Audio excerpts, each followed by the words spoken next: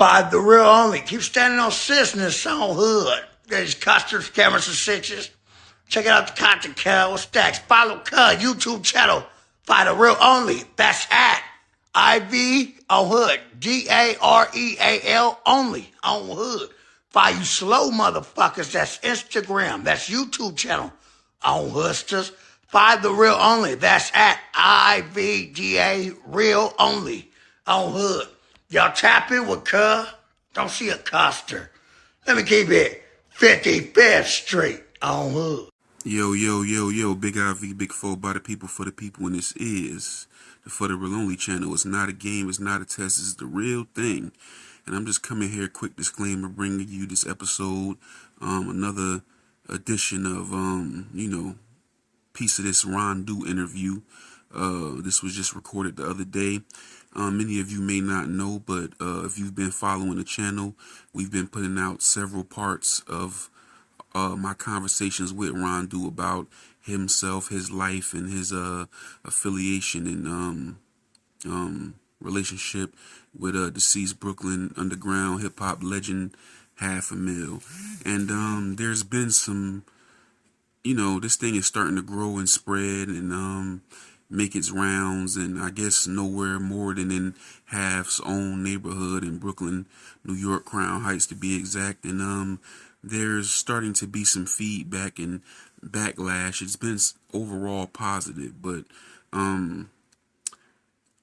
recently, over the past week, there was some feedback from the child of Half's mother, or Half's wife, a lady by the name of Shaquana Thompson, and she's the mother of Half a Mill's children. I believe she has 2 or 3 children from him. And basically, behind the scenes, Rondu had been trying to reach out to her to conversate with her about some things that he wanted to do in regards to merch and his upcoming documentary once he's released. As you know, he's coming up for parole soon. And he had been trying to reach out. He'd also asked me to reach out because I was interested in talking to other members of Half's crew, besides Rondu himself, and reaching out to other people that may have known him that could expand on what I'm trying to do here on the For the Real Only channel when it comes to Half a Mill. And I thought maybe they just hadn't seen me reaching out, but as time went by, I started to feel like maybe they just didn't want to respond. But she confirmed that basically, she's like, oh, you reached out a few weeks ago, and she let me know that in terms of Rondu, she didn't have good feelings toward Rondu, and she didn't feel like he was being honest about a lot of things. And she said that the neighborhood was listening and they were in disbelief and felt like a lot of things weren't the truth, and her exact words were a liar.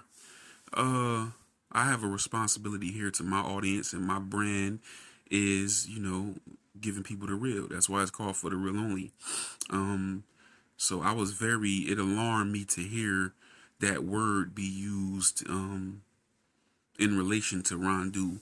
And, that's definitely not what I look to do and aim to do here, is to give people, not give people the real, give people something that's not 100, something that's false, something that's not the real deal out here. I always want to make sure we stand in line with the brand.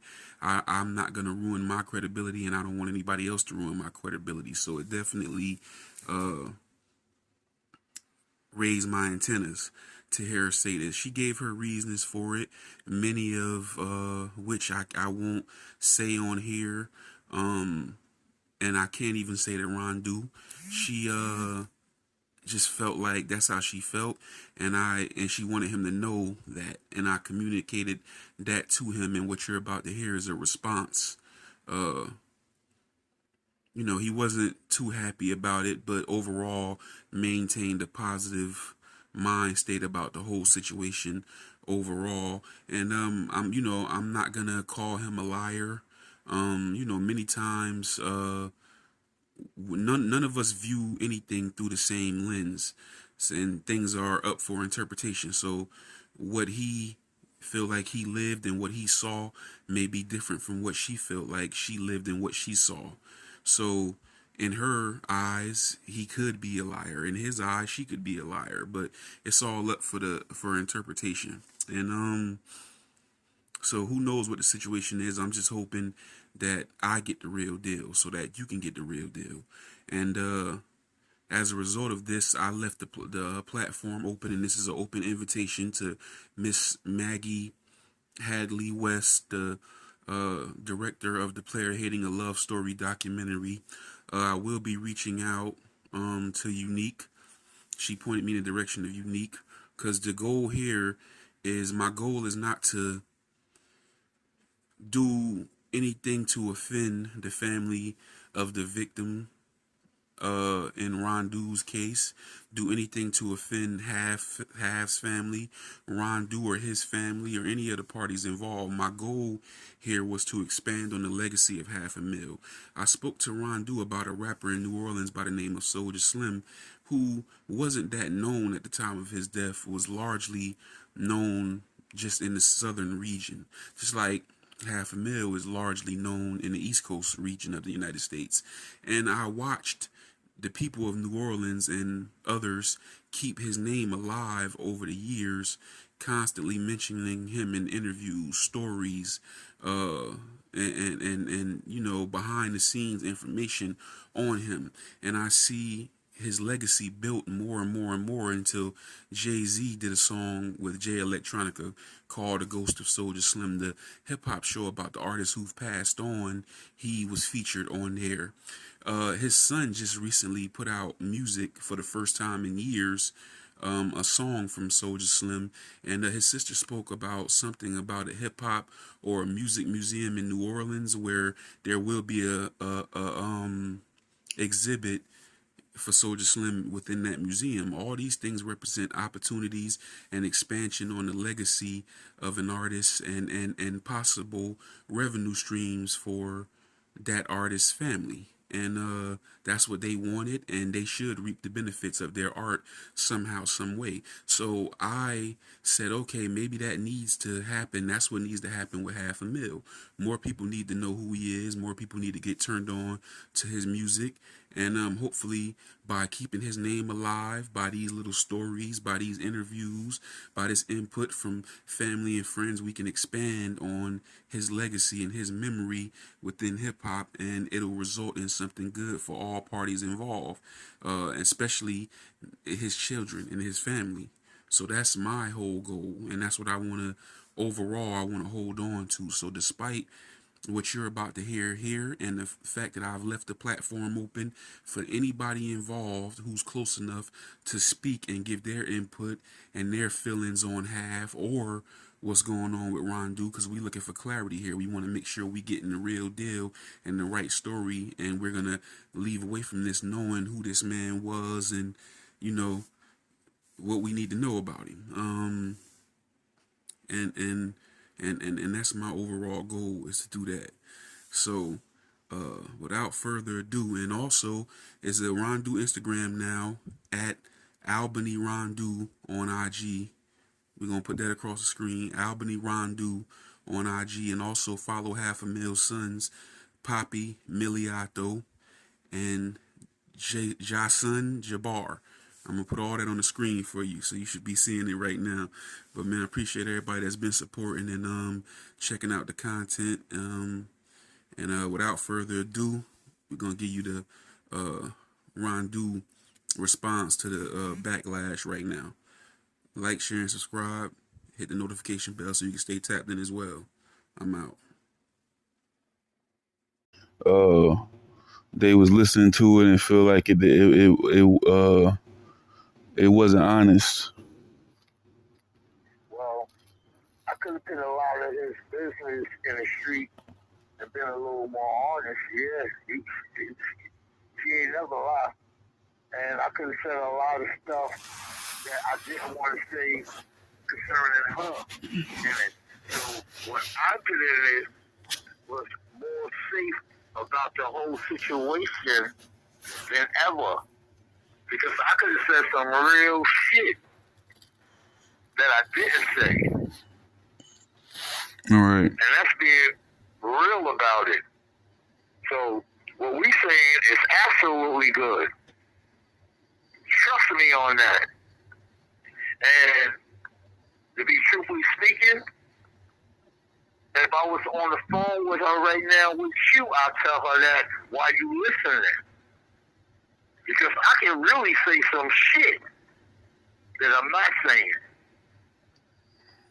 So that's keeping it real for the street. Because I could put a whole bunch of shit out.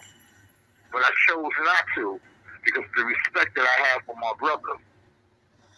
Yeah. But she was saying they knew when I first reached out. I guess they just wasn't responding because they didn't agree with it. I guess the sons told her that I was reaching out, and she said she been hearing that you been reaching out, but she don't got good feelings for you or something like that. She said, and she wants you to know that. She ain't got good feelings for me. Yeah. I mean, well, the feelings is mutually what I feel really about her, but I don't really see. I would have loved to talk to her. All right. To be truthfully speaking, you know what I'm saying. So if you could reach back out to her, you could tell her that I want to really talk to her because I had somebody reach out to her to talk to me, and she didn't talk. And yes, it's a lot of things that I can say that I didn't say. You know, Mm-hmm. I didn't want to put business out there like that. That's why I said it is very touching on the whole situation because, like she said, I could have said a whole lot. Trust me, I could, but I chose not to because I respect my brother and I love my brother. And I put out there just enough for them to understand, you know what I'm saying, that I love them. We didn't say nothing disrespectful. We didn't expose a lot of things that I could have exposed. I know a lot of things about my brother, but it's not for everybody to be known because it's his family business. And I'm a realist. If anything, his kids was babies when this happened. So we're going to keep our kids out of it, to be truthfully speaking, because they was too young to understand anything. All right. When this really actually happened, they was babies. So who the fuck is we fooling here? Now, she know I can say a lot, because I know a lot. Me and Half used to be together every day. Every day. So the neighborhood don't realize this, but they didn't go with us when we went to the studio. They didn't get on planes and fly with Half here and there. I did. So the neighborhood can say what the fuck they want to say or film this. You know, a lot of people going to always feel this way anyway because they didn't get a chance to probably get their spill on. And I can imagine how many people are going to be coming for me to think they're going to be in my documentary. But I'm going to give them the cold shoulder. I'm not even going to let them get in that. Now, I could reach out to some of his close cousins where she don't even get along with. You know, she lives out in Atlanta somewhere. Mm-hmm. So I don't know who's calling her trying to mislead her or put some bullshit in her head. But the best thing for her to do, she could have reached out to me and her could have really had a one-on-one conversation on the phone. Because I am doing my documentary.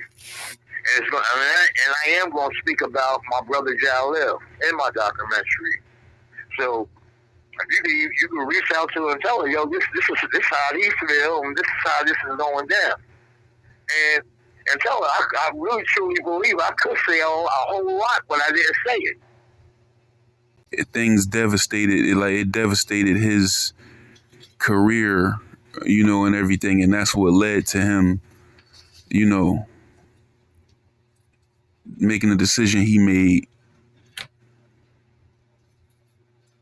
Well,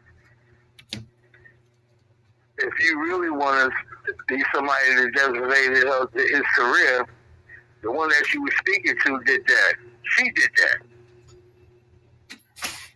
And that's all over the neighborhood. Did she tell you that? No. I'm pretty much sure she didn't. I'm pretty much sure she didn't. Man, I could put some real people on the phone that really, see, but I'm not like that because I don't want to put her out there like that. And to be truthful speaking, you can tell her. If she really want to try to flip the script and try to blame something on me, I can put it right directly back on her. Because I called her and I spoke to her like 3 days, like no more than 3 days before this happened. And I put him on the phone with people that was going to seriously help him. Because when I called somebody, they gave me the buzz, and I called him. Whether she knows or not, me and him still talking on a regular basis on the phone. Yeah. I don't know if she was aware of that, but me and him was talking. Well, if she wasn't, she should know now because she was in the process of listening to. She was on the second part of the episodes I put out when she hit me. Yeah, and me and him was on the phone on a regular basis. We didn't stop talking to each other. We was communicating with each other on the regular. The family really ain't really feeling her because they feel that she ain't really feeling them. Mm-hmm. To be truthfully, and I don't want to be putting all this out there. You know what I'm saying? I could have did all this right here. Yeah. I could really be really foul and say some real shit, but I didn't because of the love that I have for my brother. Right. You know? Yeah. The kids, his son's is way down in Atlanta. His family is in New York. So she can imagine what a lot of motherfuckers are saying. And yes, she did and I don't have nothing against her. She did an excellent job with the kids because I'm looking at the kids' future and I'm seeing what the kids is doing. And I don't talk bad about people, but I can tell you a lot of shit what other people say. Me and her was always on a good term, so I don't even know why she be trying to come at me sideways. Because she can't come at me sideways. She whether she know it or not, I'm more on her side than she can fucking imagine. But I'm on her side. I've been on her side. Because I'm on backbite, you know what I'm saying? I've been on her side. You know, and my brother know I'm a family man. I love my family, and I do a lot of things for my family. And when we did things in the community, we all did it together. Me and Hassan. Everybody knows this. Real people know I ain't lying. They know I ain't lying. Ain't nobody in his family reaching out to me saying, yo, tell Rondu, let me holler at you. Yo, you know what? Ain't none of them doing that. Because they know I'm real. Now, like I said, I could say some things. And I could say some things that what people saying about her, but I'm not doing that. Because I ain't about confusion. I'm about some real shit. And it ain't nothing but love, though, that I have for her and the family and the kids. And, I wish them all the best. But don't sit up there and point fingers, because when you start pointing fingers, a million fingers start being pointed right back at her. So that's not a good look for her. Not with me anyway. It's damn sure ain't no good look with me, man. Trust me on that one. It's just as fast as she pointed the finger. She can imagine how many fingers are being pointed back at her. And I done heard it all. I've been locked up almost 24 years. Like almost like damn near 90, damn near close to 100 days. I have 24 years in. My daughter will be 24 2 months later in July. So I ain't gonna lie on nothing. I ain't gonna lie on nothing. And my daughter's mother, she passed away. You know? My son's mom's still living. But yes, we do got a story to tell. Now, she want me to start involving other people to get on the phone and tell everybody that I ain't no liar and say some other shit that she definitely ain't gonna like. I can do that. I'm not the one for her to be ready to be fucking with. Trust me on that. But the love that I have for my little nephews, you know what I'm saying? I'm going to respect it. But tell her that if you could get a message to her and tell her that I want to talk to her, tell her, yeah, Rondu want to talk to you. So we can iron a lot of this shit out real fast. Because I am doing my documentary. And I want her to know that. Just like people want to still do the movies. And to be truthfully speaking, it's like a yay and nay with me with the movies because at the end of the day, I don't want nobody to betray my fucking image like she's trying to do on this fucking on whatever she told you. Mm-hmm. She only went one place with me and half anywhere, and that was in Baltimore. And we didn't take her nowhere else with us. Yeah, I could call her. You didn't even know that, but I'm telling you, that's the only time she ever went with me and had any motherfucking where. And we sat down on that because he wasn't too sure if I wanted to take my kid's mother, and I didn't. And he still took her. Me and Half talk all the time. When I was locked up and incarcerated, we talked all the time. That was my little brother for real, for real. And don't let nobody tell you nothing different, Ivy. That was my little motherfucking brother. That's my little heart. That for real, for real. Don't let nobody tell you nothing different. We had plenty of conversations about a lot of things. A lot of things. Half know about me like I know about him. And don't let nobody tell you no bullshit. I know more shit about Half than she do. Yeah. Yeah, she just was fucking him. But me and him was together, hanging out and doing things together. So, and like I said, I'm not gonna sit up here and make her feel bad or try to look bad, but don't she ever try to stick me in the back with nothing. This is the shit that I was telling you from the beginning. That, you know, there's gonna be a lot of people gonna say things, but all these people never was around us that's saying something. Half wasn't fucking with a majority of the people that going to say something. Man wasn't even fucking with none of y'all. Half is just like me. It's hard to get close to us. He used to call me and motherfucking Half a Mil Masons. We secretive. We don't say nothing to nobody. Family, all our family used to tell us that because we didn't. Yeah, I can imagine what people gonna say. But the love is still there. Yeah. I didn't realize it was well, I should have known, but it's definitely making its rounds, especially around y'all neighborhood.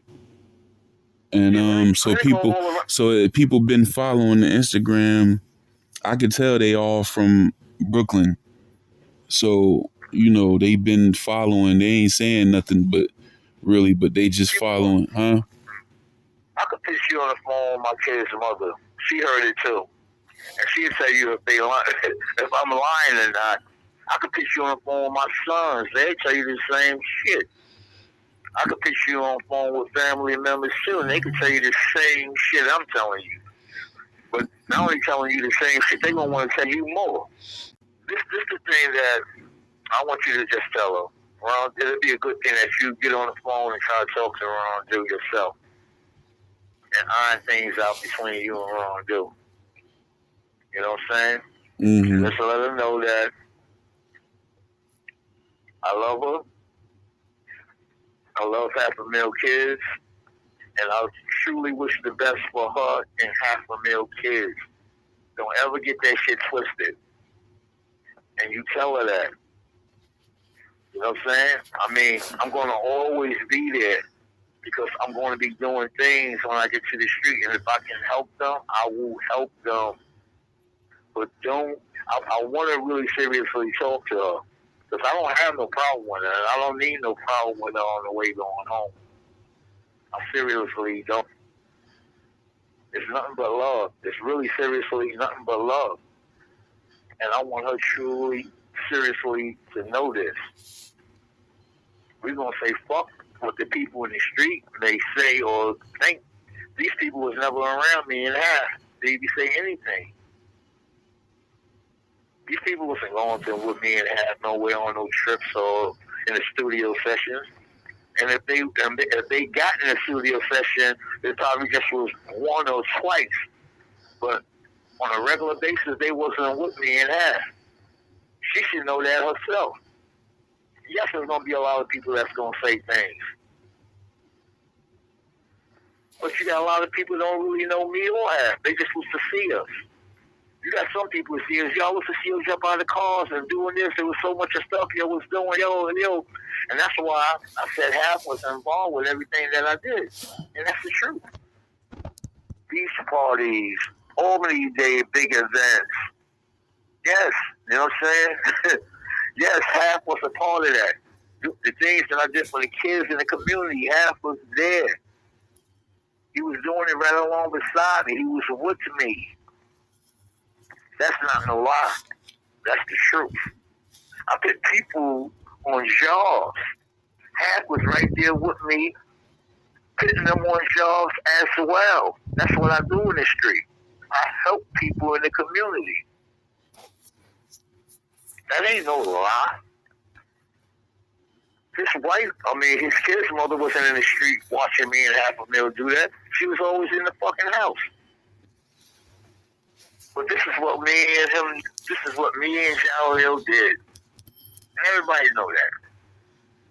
Any real motherfucker know that.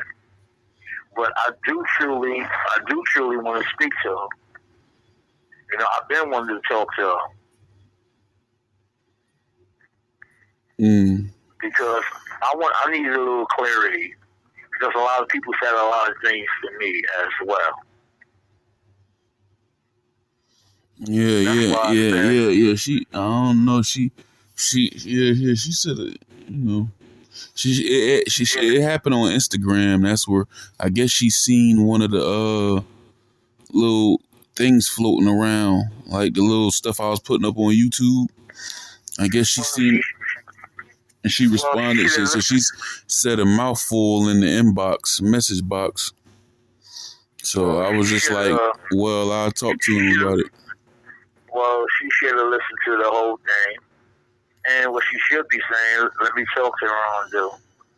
Because there's a lot of things, like I said, I didn't be speaking on with you because I know it's very touching to the family.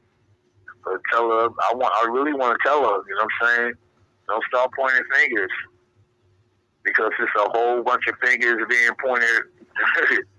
And I didn't get on there. It's a lot of shit that, I could have said. But I didn't say it. I didn't say it because of the respect that I have for Half, and I don't want to hurt feelings. And the kids getting in the conversation, maybe get a little upset with their mommy, and saying, why you didn't tell me, this is what people is really saying. But don't sit up there and blame it on because I was locked up. And then when the person told me what was going on with him, I got on the phone and reached out. I told you I called. I bet you nobody in Murder Inc. saying I'm lying about that. I spoke to BJ and spoke to BJ and said, my brother looking for a new home. I bet you nobody on Murder Inc. can say that I'm lying. I bet nobody on Murder Inc. won't say that I didn't put him on the phone with BJ. I bet you they won't say I'm lying about that. And yes, I reached out to Jay-Z, but I wasn't able to get up with him. But and what I said about with me and Jay-Z and all us, both of us was in the studio, Sony fucking studio. And he asked me and half us up. He was there to help us. Yes. I bet you Jay-Z won't say that I'm lying when I said that. I'm not no fucking liar. I don't have no reason to lie. Because what I want from me, I want from my real brother, and that's $500,000. And I know if I could have made it, that shit happened with Hov, his family, his sons and everybody would have probably been way in a way better position than that they in right fucking now. If that didn't happen, what happened would have. Because I was pushing them in that direction for people to help them. Because I wasn't trying to hold them back. That's exactly why I got on the phone and called Murder Inc. That's exactly why I got on the phone and tried to holler at fucking Jay-Z. Because I'm not I told you, I was on my way going up north. It was out of my hands. And I didn't have no control, but if I could have helped them get better with the situation, because he's a very talented brother, I was going to make sure that happened for him. And there's a lot of motherfuckers that's what's going to run their fucking mouth, but they wasn't helping half. Well, let me ask you a question, about one of the things she said. She according to her, she said that